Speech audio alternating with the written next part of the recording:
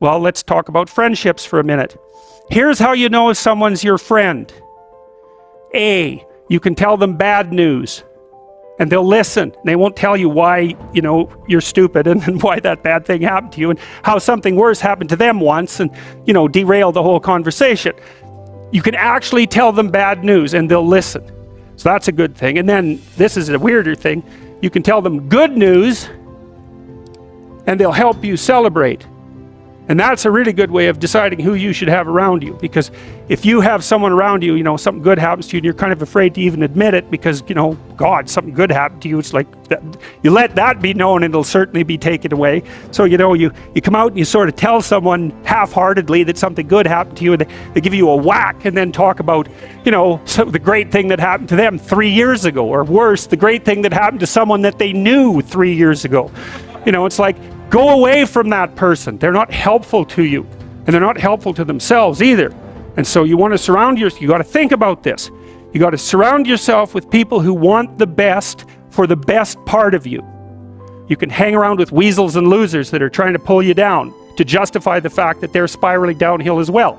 And the upside of that is you don't have to have any responsibility and you can all whine about how wretched life is, so that's pretty attractive.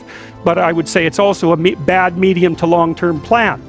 And so it's acceptable and desirable to try to surround yourself with people who are facilitating your development. And you might say, well, I've got people around, I know them well, they're not doing that well and they don't fit into that category. It's like, what's your point? What are you going to do with them exactly? If they'll listen and cooperate with you and move towards a better future, great. If they don't pay any attention and they keep doing the same damn things over and over and they're not going anywhere and it's painful, then maybe the proper thing to do is say, you just have your misery. I'll go off and have my life. And maybe you'll wake up at some point in the future and think that's a better way of being. Because just putting up with it is, well, they call that enabling, right? You put up with that sort of behavior, you're providing tacit consent for it and even tacit approval. It's like, it's a bad idea. You have, I would say, both the right and the responsibility to surround yourself with people who are good for the best part of you. Carl Rogers, who's a psychotherapist, great psychotherapist, I'd very much recommend his books to people, especially if they want to learn to listen, because he was really good at teaching people how to listen. He had this idea that what he would manifest towards his clients in therapy was unconditional positive regard. And I've always had trouble with that because you don't treat your children, for example, with unconditional positive regard. You mean, so no matter what someone says, you're saying, yeah, that's a good idea. Yeah, that's why it's tricky. Well, what he didn't articulate it, I think, as well as he might have. What you want to do is, for your child, is that you want the best for the best in them. That's what you want. And that's what you want from people that you surround yourself with. Now, they'll hold you to a high standard if that's the case, right? Because whenever you degenerate in any of the multiple ways that you're likely to degenerate, they're going to whack you on the back of the head and say, clue the hell in, you're demeaning yourself, you're less than you could be. And there's real judgment in that, and it's harsh, but with friends, it's the same thing. You want friends, they're not friends if they're not these people. You want friends who, when something good happens to you, that's good for you, right? They're happy about that. They're not all bitter and resentful underground and saying horrible things behind your back and telling you how they did something that was better and trying to drag you down. It's that's not helpful. And then when something bad happens to you and you go to them and you say, look, this terrible thing happened to me.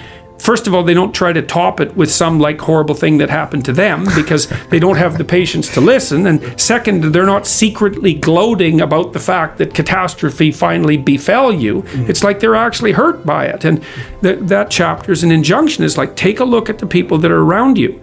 And if they're not on the side of what's good for you, then walk away. Because, well, first of all, that's best for them too. If you put up with that, all you're doing is enabling it. It's well, it's okay that you mistreat me in a way that's harmful to me and everyone else. It's actually, no, that is not okay. It's not the least bit okay. That doesn't mean you shouldn't try to help someone when they're down. That's a whole different issue. What if it's your family? So you know how you say walk away, right? Yeah. Do you still walk away from your family? Or do you You kind do if it's necessary. Yeah. There's lots of different ways of walking away. Oh yeah, you know? like create boundaries. Well, there's kind of that thing. for sure. There's that. I mean, you sometimes someone's on an incorrigible path. Like there's just nothing you can do. You know, maybe they're aiming down. They're aiming down hard.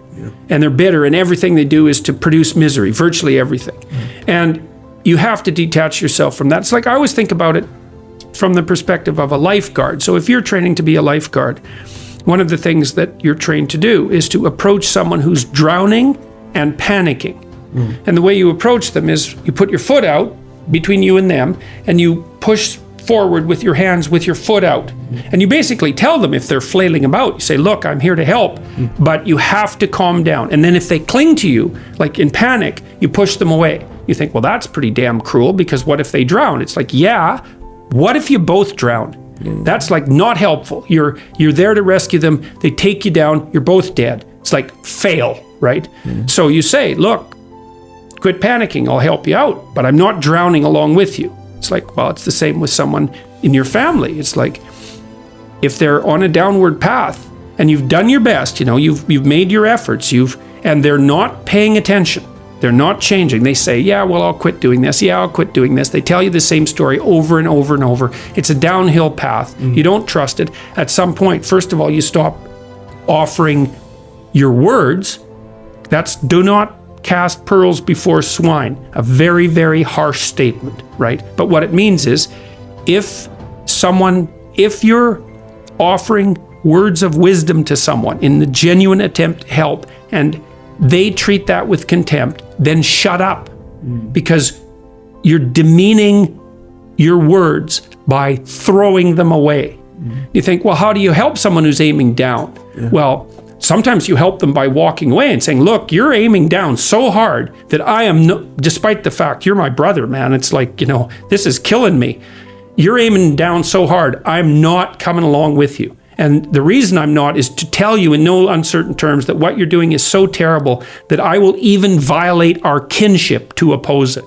And maybe it'll take them 10 years to wake up to that, you know? And so that can be the case because, you know, people often have to be hit so many times before they'll learn. You see that especially if someone's addicted or otherwise pursuing a pathway that's like seriously downhill.